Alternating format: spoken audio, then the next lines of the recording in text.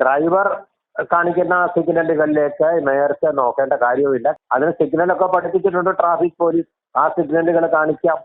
ആ സിഗ്നലുകളെ അശ്ലീലമെന്ന് വ്യാഖ്യാനിച്ചു കഴിഞ്ഞാൽ ഈ നാട്ടിൽ ഒരു ഡ്രൈവർക്കും AC ഇല്ലാത്ത വണ്ടികളിൽ വണ്ടി ഓടിക്കാൻ പറ്റുകയില്ല. ശ്രീ രാജേന്ദ്രൻ, ഇപ്പം സച്ചിൻ ദേവ് MLA-ക്കെതിരെ യാത്രക്കാരൻ മൊഴി കൊടുത്തിരിക്കുകയാണ്. അത് MLA ബസ്സിൽ കയറി എന്ന് പറയുന്നുണ്ട്. അതുപോലെ അന്ന് നടന്ന സംഭവം പോലീസ് സീൻ ക്രിയേറ്റ് ചെയ്തിട്ടുണ്ട്. അപ്പൊ ഈ അന്വേഷണം അപ്പൊ ഏത് രീതിയിലാണ് മുന്നോട്ട് പോകുന്നത്? ഇപ്പോ ഏത് രീതിയിലെന്ന് ചോദിച്ചാൽ തീർച്ചയായിട്ടും അവരുടെ അഭിമാന പ്രശ്നമാണ്. മേയറുടെയും MLA-യുടെയും, അത് ഭരണകക്ഷിയുടെ MLA-യുടെയും മേയറുടെയും ഒരു അഭിമാന പ്രശ്നമായിട്ടുണ്ട്. ഒറ്റപ്പെട്ട ഒരു തൊഴിലാളിയാണ്.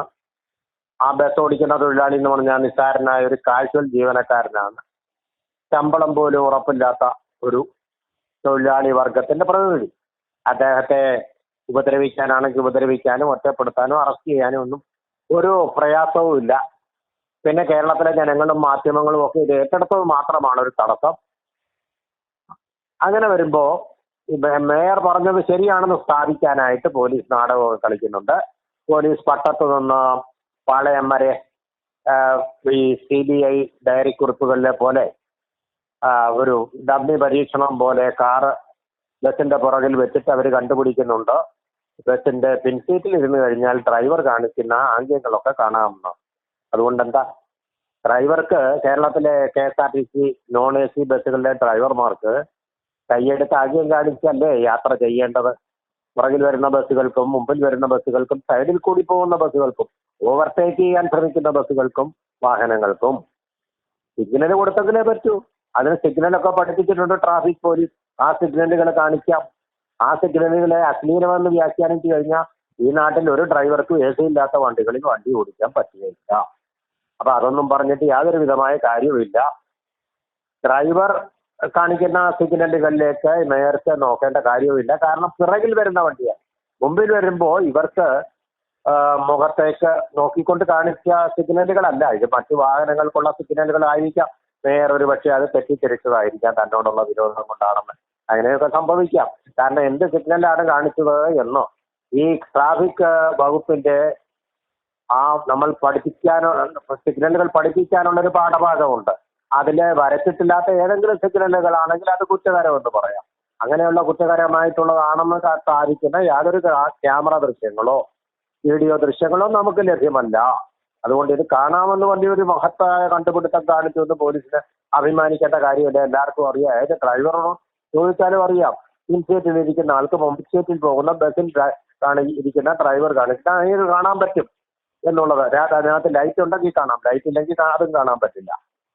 പുറത്തുനിന്ന് വീഴുന്ന വെളിച്ചം കൊണ്ട് വളരെ വളരെ വളരെ വ്യക്തമല്ലാത്ത ദൃശ്യം മാത്രമേ കാണാൻ പറ്റുകയുള്ളൂ. ഇതെല്ലാം നമുക്കെല്ലാം അറിയാവുന്ന കോമൺ നോളജാണ്. പൊതു മണ്ഡലത്തിലുള്ള വെറും അറിവുകളാണ്. ഇത് വലിയ എക്സ്പെർട്ടീസ് ഒന്നും വേണ്ട അതിന് അറിയാൻ വേണ്ടി. ഇപ്പൊ എന്താണ് ഇതിന്റെ ഭാഗമൊന്നും അറിയില്ല. ഇതുകൊണ്ട് എന്താണ് സ്ഥാപിക്കുന്നത്? അദ്ദേഹം ആംഗ്യം കാണിച്ചോ, അശ്ലീലം കാണിച്ചോ. ബസ്സിൽ അത്രയും യാത്രക്കാരിയ്ക്കുമ്പോൾ അങ്ങനെ കാണിക്കാൻ പറ്റുമോ?